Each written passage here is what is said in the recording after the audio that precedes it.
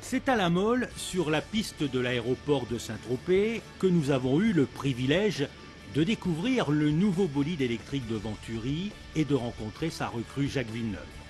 Champion du monde de Formule 1 en 1997 avec Williams, le pilote canadien s'est engagé avec l'écurie monégasque pour la saison 2 du championnat FIA de Formule E, dont la particularité est de courir en ville uniquement avec des voitures à moteur électrique. Ce jour-là, c'est une journée de démonstration avec quelques journalistes privilégiés tels que l'autorise le règlement. Et comme les 4 châssis de course sont déjà partis en Asie pour l'ouverture de la saison, c'est la voiture d'essai qui roule aujourd'hui. Lors de ce genre d'opération, la distance totale parcourue ne peut pas dépasser 50 km par jour. C'est peu, mais suffisant pour réaliser quelques belles images et pour permettre au pilote de s'adapter à sa nouvelle voiture. Ça me permet de m'habituer un peu à tous les boutons, les manettes et voir comment ça fonctionne bien pour ne pas avoir de mauvaises surprises aux premières courses, parce que pendant un week-end de course, on n'a pas le temps de s'habituer à ce genre de système. C'est après des essais incognito sur le circuit Paul Ricard en juillet dernier que Jacques Villeneuve est convaincu de rejoindre le team monégasque 9 ans après avoir quitté la Formule 1. Déjà l'année passée, je regardais les courses et ça m'embêtait de ne pas en faire partie. Les courses étaient excitantes, elles étaient belles à la télé. Et donc je voulais en faire partie, surtout qu'il y a quand même un bon groupe de pilotes, il y a un bon niveau, c'est professionnel. C'est pas des gamins qui ont leur cadeau de Noël qui vont faire de la course, ça reste des pilotes professionnels. Donc ça c'est plutôt un aspect qui est très, très attrayant. Et donc j'avais envie d'en faire partie, donc ça commençait à me ronger un peu. Et quand il y a eu cette opportunité, quand il y a eu l'appel pour aller faire des essais, c'était au Ricard, j'ai tout de suite sauté dessus, j'ai changé tous mes plans. Normalement je devais partir au Canada, mais j'ai été direct aux essais. Parce que je voulais vraiment voir c'était quoi comme voiture. Puis en plus avec Venturi et puis avec Gilles Pastor, vu qu'ayant grandi à Monaco, nos chemins se sont assez souvent croisés. Le lien était très facile, donc je pense que ça a facilité la décision. J'ai grandi dans des monoplaces à la base, mais surtout ce qui manquait, c'est de travailler sur un championnat sur la saison complète, avec une équipe, pas d'arriver le jeudi soir, faire un siège et le lendemain sauter dans les essais, les qualifs, et c'est parti, et puis on rentre à la maison. Et si la voiture, si on est à côté de la plaque de la voiture, ben tant pis, et puis ça va s'arrêter là.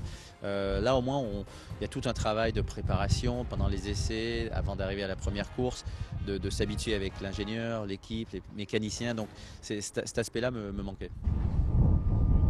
Avant de prendre la piste, des briefings préliminaires entre le pilote et ses mécaniciens et ses ingénieurs. Au total, ce sont 7 personnes, plus les ingénieurs data qui analysent les données de la monoplace. L'objectif consiste à obtenir le meilleur rendement possible de la voiture.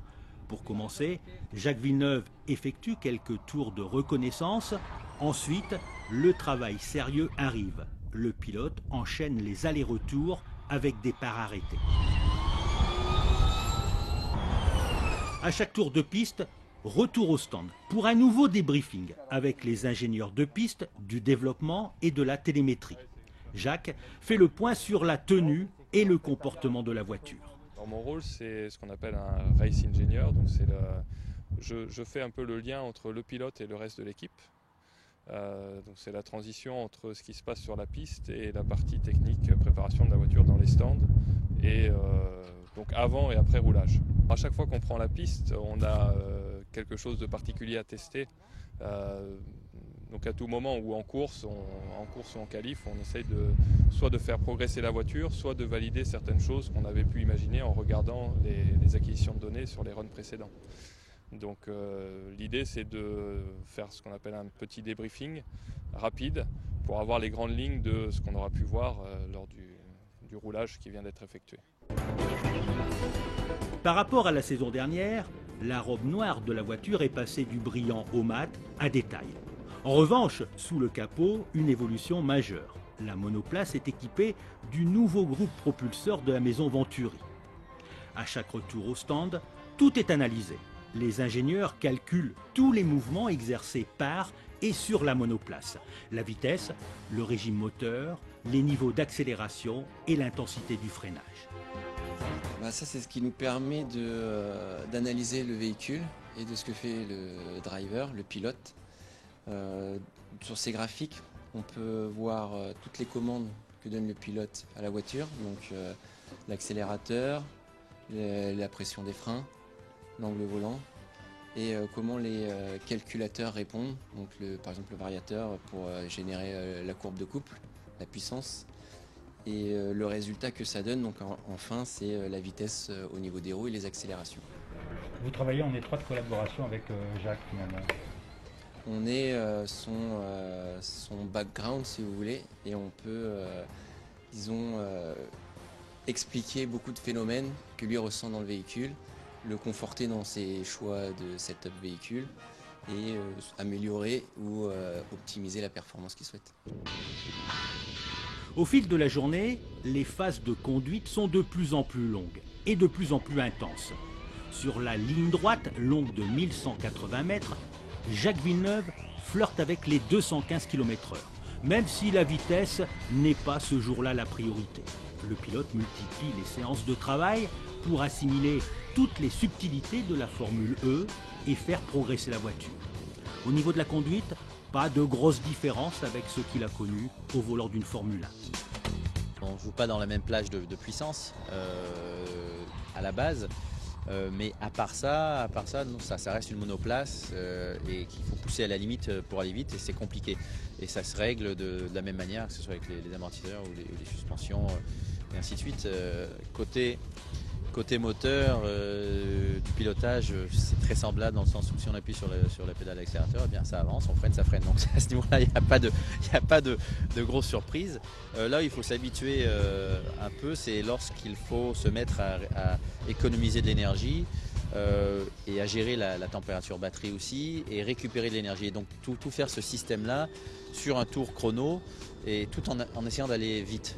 Donc c'est comment travailler sur ce mélange-là et comment régler la voiture pour que la voiture reste compétitive dans les virages. Donc on n'arrive pas à fond sur les freins, mais on arrive plus en roue libre par exemple. Et ça change beaucoup le pilotage.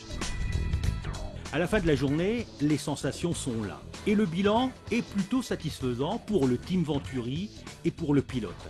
À 44 ans, Jacques Villeneuve n'est pas en pré-retraite, la flamme est toujours là. Ça n'a jamais été une question de prouver quelque chose, c'est mon métier, c'est ce que j'aime faire, donc je ne me suis pas réveillé un matin et dire là il serait bon que je prouve quelque chose, c'est pas ça, ce que j'ai déjà prouvé ce que je valais à plusieurs reprises, donc c'est pas ça, il n'y a pas un souci à ce niveau-là. Mais c'est vrai qu'il y a quand même beaucoup de questions qui vont se poser, donc on m'attend un peu au tournant. Donc la critique va être très rapide, en positif ou en négatif, hein, mais elle va être même précoce, la critique, mais ça c'est normal, donc je m'y attends. Et en même temps, ça force, ça pousse à tout de suite être dans le bain et à être compétitif, donc à bien bosser avec l'équipe pour aller chercher le dernier dixième. Ce ne sont pas des vacances, parce que sinon c'est facile de rouler tranquille, de rester à 2 dixièmes, mais c'est d'aller chercher ces 2 derniers dixièmes, c'est là où ça devient compliqué et c'est ça qui est grisant, c'est ça qui est très excitant. Il y a un autre aspect qui est bizarre, je pense c'est le fait d'avoir des enfants. Je veux pas qu'ils me voient juste assis sur mon canapé à regarder les courses à la télé, je veux qu'ils me voient en faire en fait. Au sein du Team Venturi, Jacques Villeneuve remplace Nick Heidfeld et fait équipe avec Stéphane Sarrazin.